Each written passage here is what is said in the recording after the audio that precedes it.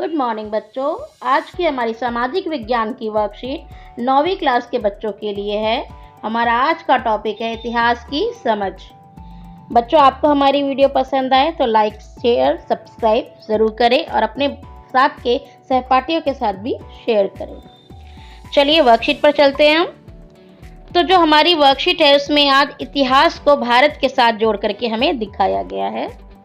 भारत की वर्तमान आर्थिक और सांस्कृतिक विरासत एक लंबी प्रक्रिया का परिणाम है। मतलब कि जो भी आज हमारी स्थिति है आर्थिक और सांस्कृतिक रूप से, जो हमारा इतिहास है, एक ही लंबी प्रक्रिया, ये एक काफ़ी लंबा जो है टाइम पीरियड है, जिसको हम कह सकते हैं कि हम सिंधु घाटी की सभ्यता के जन्म और आर्यों के आने से हम भारतीय इतिहास की शुरुआत मान लेते हैं।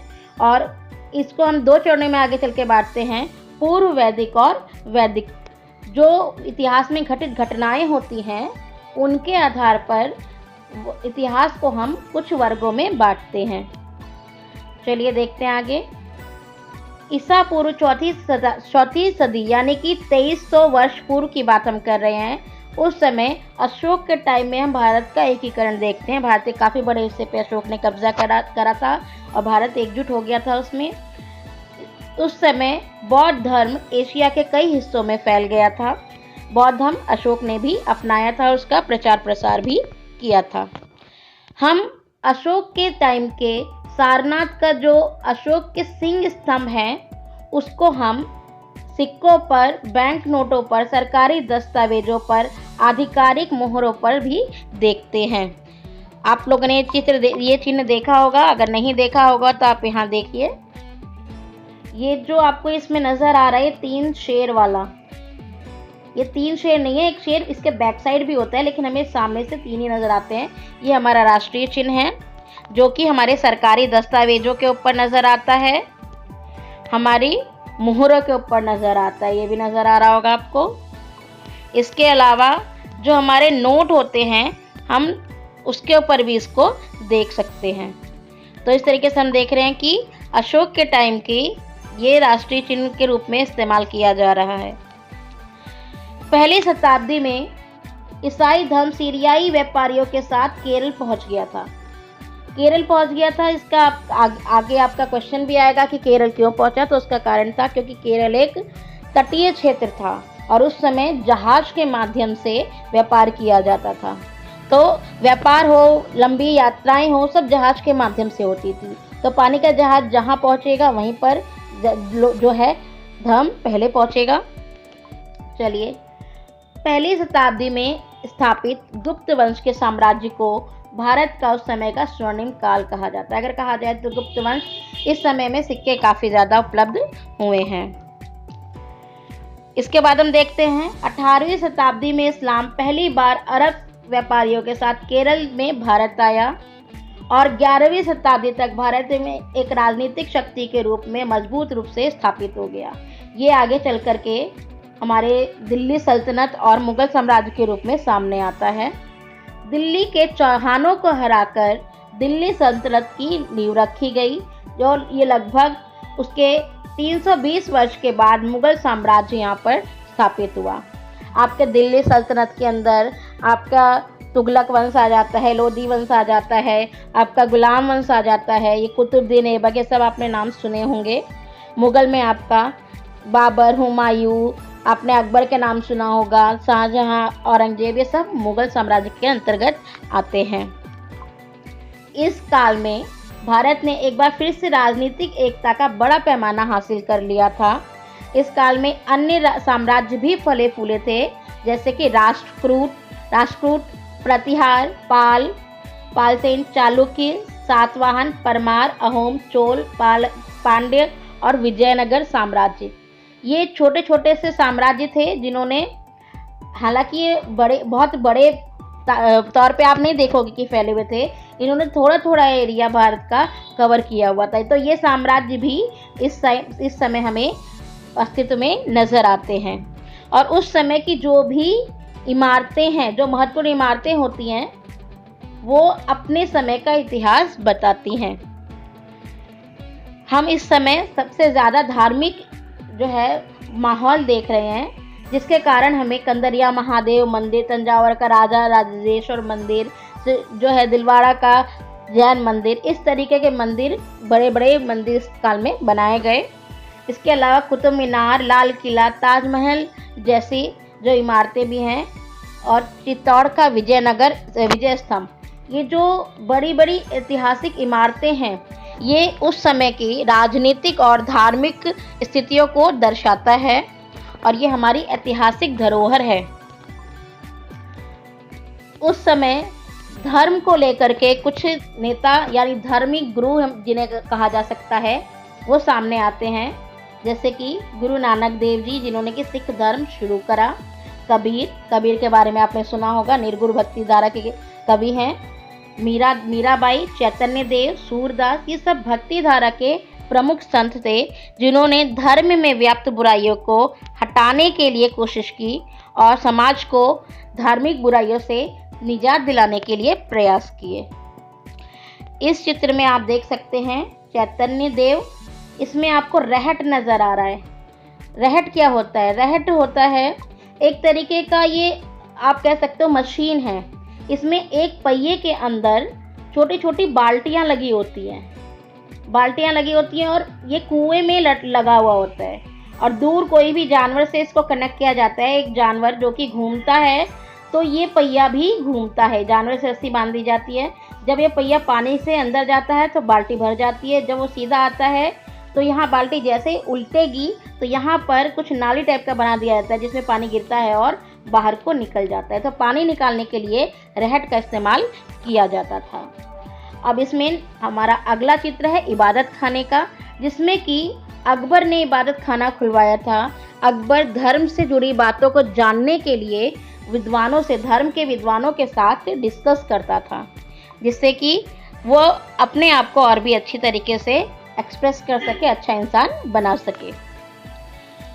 आपको मैंने रहट के बारे में बताया कि कृषि में रहट का इस्तेमाल होता था। नहर, तालाब, लोहे के हल, चरखे, इन सब ने कृषि को आगे बढ़ाया। यह काल कृषि उत्पादों यानी कि कृषि से उत्पन्न उपज के लिए हस्तकला, हैंडीक्राफ्ट, जो हाथ से बनी हुई चीजें होती हैं, मूर्ति कला यानी मूर्तियां, व्यापार और स्थापत्य कला का मतलब होता है आर्किटेक्ट यानी कि इमारतों की बनावट। इन सब के लिए भारत का जो एक काल था स्वर्णिम काल के रूप में सामने आया। भारत के गरम मसालों के साथ साथ सूती और रेशमी कपड़े पूरी दुनिया से व्यापारियों को आकर्षित करते रहे हैं। तो आपको इसमें बताया गया कि भारत के इतिहास में हम भारतीय इमारतों को देख रहे हैं, भारत के व्यापार को देख रहे हैं, उसके सिक्कों को देख रहे हैं और उनके जो सिंचाई व्यवस्था है, इन सबको देख रहे हैं। ये सारी चीज़ें मिल करके भारत की आर्थिक और राजनीतिक सांस्कृतिक विरासत को तय करती हैं। चलिए हम क्वेश्चंस पर चलते हैं। हमारा पहला क्वेश्चन आता है कि भारत की धार्मिक विरासत की संपन्नता को पहचान कर लिखिए। इसमें आपका ऊपर आपको आंसर जो दिया गया है, यहाँ आप देख सकते हैं, जो मंदिरों की बारे में इसमें बताया गया है कि ये हमारी धार्मिक विरासत है। ये जो हमारे धर्म गुरुओं ने, जो हमारे समाज के धर्म गुरुओं ने समाज में धर्म की जो बुराइयां थी उसको हटाने के प्रयास किए, ये सब चीज़ें हमारी धार्मिक विरासत के अंतर्गत आती है। तो पहला क्वेश्चन आपको वहां से मिल जाएगा। फिर हम देखते हैं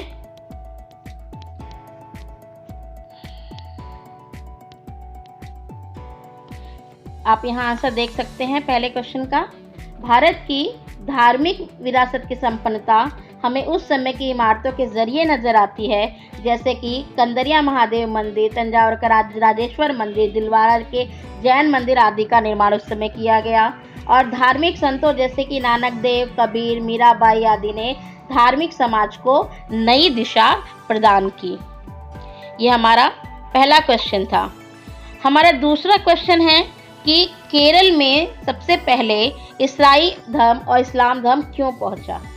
तो हमारा क्वेश्चन नंबर दूसरे का आंसर है, केरल समुद्र के किनारे स्थित राज्य है और उस समय पानी के जहाज से सबसे ज़्यादा व्यापार और लंबी यात्राएं की जाती थी, इसीलिए ईसाई धर्म और इस्लाम धर्म सबसे पहले केरल में पहुंचा। इसमें हमें कुतुब मीनार, लाल किला और ताजमहल के बारे में बताना है। आपका जो क्वेश्चन है, क्वेश्चन देख लेते हैं हम।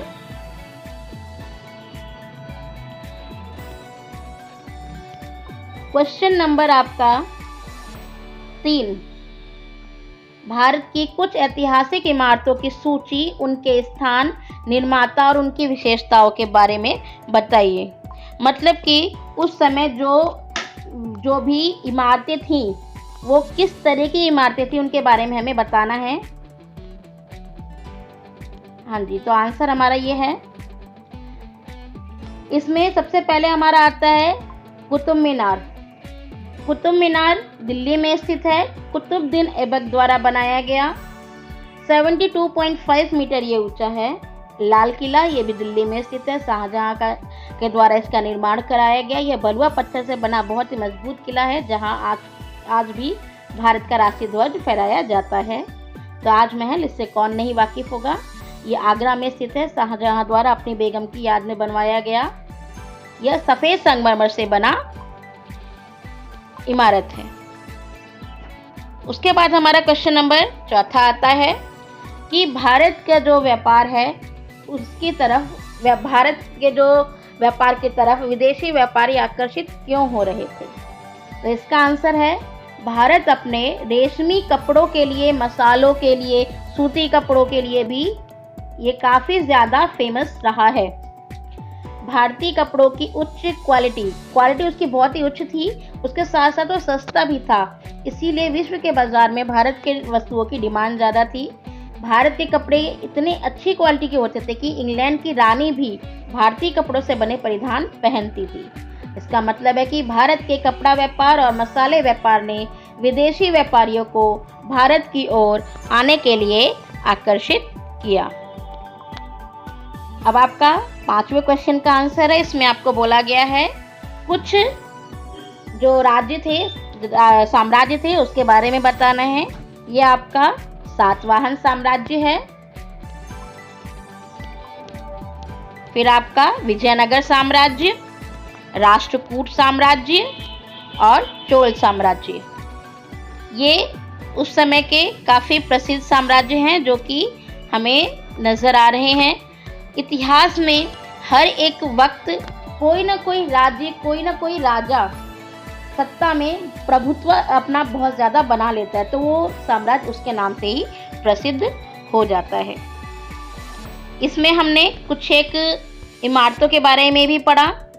अगर आप इमारतों की बात करते हैं तो आप देखिए कंदरिया महादेव मंदिर, जो हमारे धार्मिक स्थल के रूप में हम देख सकते हैं कि हमारे धर्म के को दर्शाने वाले जो धार्मिक विरासत है उसके रूप में हम नज़र इस पर डाल सकते हैं। हमारा एक कुतुब मीनार, ये भी हमारी ऐतिहासिक इमारत है, लाल किला और ताजमहल। तो बच्चों, आज की वर्कशीट में हमने देखा कि किस तरीके से भारत का जो इतिहास है वो इमारतों के ज़रिए, धर्म के ज़रिए और उस समय के राजनीतिक शक्तियों के ज़रिए हम समझने की कोशिश करते हैं। यानी कि इतिहास अगर हम समझ रहे हैं तो हमें उस काल के विचारधारा को, उस काल की संस्कृति को, राजनीतिक व्यवस्था को, यहाँ तक कि वहाँ उस समय की ऐतिहासिक इमारतों को भी हमें ध्यान देना पड़ेगा। बच्चों, आपको आज की वीडियो कैसी लगी ये हमें आप ज़रूर बताएं कमेंट बॉक्स में। अगर आपको वीडियो पसंद आई है तो लाइक, शेयर और सब्सक्राइब ज़रूर करें। धन्यवाद।